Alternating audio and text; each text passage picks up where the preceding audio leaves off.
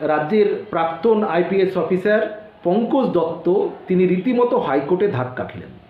কিছুদিন আগে আর.জি. কর কাণ্ডের প্রতিবাদে একটি সভায় বক্তব্য রাখতে গিয়ে পঙ্কজবাবু তিনি একটি বেফাঁস মন্তব্য করে বসেন।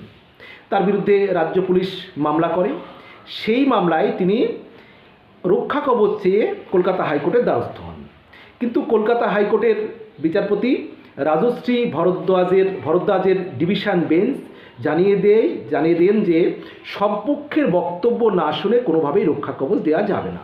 এটা পঙ্কজবাবুর জন্য একটি ধাক্কা। সেই সঙ্গে পঙ্কজবাবুর আইনজীবী যখন বলেন যে আমার মক্কেল এমনভাবে তিনি এই কথা বলতে চাননি, তখন বিচারপতি রীতিমতো ধমকের সুরে বলেন যে কি বলতে চেয়েছিলেন সেটা গুরুত্বপূর্ণ নয়, কি তিনি বলেছেন কি সেটাই হচ্ছে গুরুত্বপূর্ণ। স্বাভাবিকভাবেই এটা পঙ্কজবাবুর জন্য একটি